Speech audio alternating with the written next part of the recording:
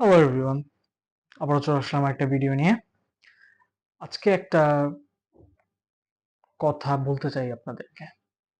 বিশেষ করে আমরা বাঙালি, আমাদের বাংলাদেশের নাম তো আগে অনেক দেশ জানতো না, কিন্তু এখন তো মনে করেন হচ্ছে সবাই এই ইউটিউব বলেন, ফেসবুক বলেন, ইনস্টাগ্রাম বলেন, এভাবে অনেকেই জেনে গেছে।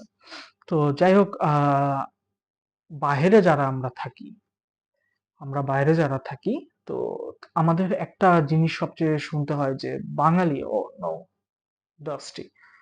আসলে দোষটা আমরাই ভাই। আমরা বাঙালি জাতি ভালো না।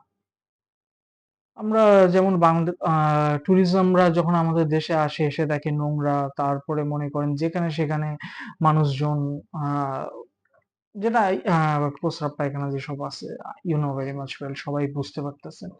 তো এমন একটা ম্যাসাকার অবস্থা করে রাখা হয়, তো যার ফলে তারা খুব ডিসঅ্যাপয়েন্টমেন্ট হয়।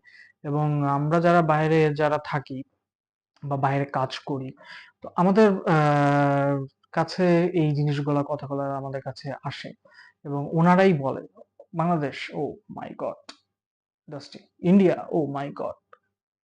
মানে সাউথ এশিয়াকে এরকম ভাবেই মানে সাবকন্টিনেন্ট কান্ট্রি গুলাকে এভাবেই রিচ অফ করা হয়। তো আসলে আমাদের উচিত আমাদের নিজেদেরকে চেঞ্জ হওয়া প্রথমে।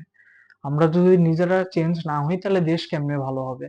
ভাই, নিজে আগে চেঞ্জ হই, তারপর দেখবেন দেশ চেঞ্জ হবে। এবং নিজে আগে চেঞ্জ হই, তারপর আরেকজনের উপর আঙ্গুল তুলবেন।